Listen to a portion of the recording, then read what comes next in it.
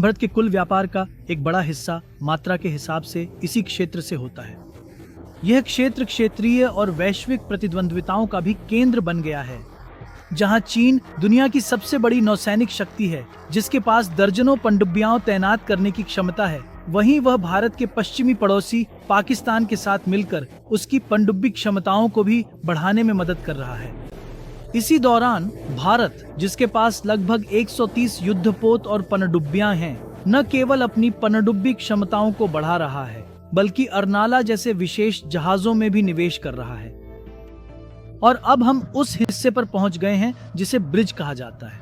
ये जहाज का नर्व सेंटर है।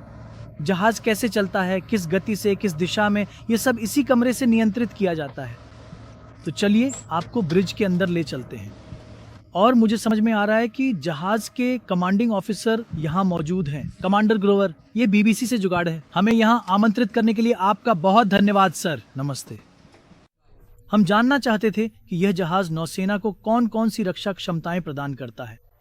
सबमरीन फायर के लिए हमारे पास विशेष एंटी सबमरीन वेपन्स उपलब्ध हैं, जिनमें स्वदेशी रूप से विकसित रॉकेट लॉन्चर शामिल हैं, जो विशेष रूप से डिजाइन किए गए ऐसी रॉकेट्स को फायर करते हैं जिनका मुख्य उद्देश्य दुश्मन की सबमरीन को सटीक रूप से टारगेट करना है। इसके अतिरिक्त हमारे पास शिप टॉर्पीडो ट्यूब्स भी हैं, जो शक्तिशाली टॉर्पीडो फायर करते हैं, जो विशेष रूप से सबमरीन के खिलाफ प्रभावी होते हैं। इसके अलावा एक अत्यंत महत्वपूर्ण प्रणाली 80 decibel entry torpedo decoy system है, जिसे विशेष रूप से दुश्मन के टॉर्पीडो को सफलतापूर्वक धोखा देने और उन्हें निष्क्रिय करने के लिए डिजाइन किया गया है, जिससे हमारी सबमरीन की सुरक्षा सुनिश्चित होती है। इतने बड़े जहाज को समुद्र में जाने के बाद काफी बड़ी संख्या में लोगों की जरूरत होती है।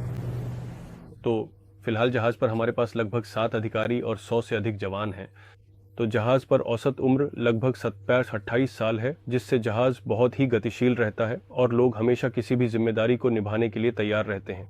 अर्नाला का नाम मुंबई के पास 18वीं सदी के एक किले के नाम पर रखा गया है, जिसने आक्रमणकारियों को दूर रखा था।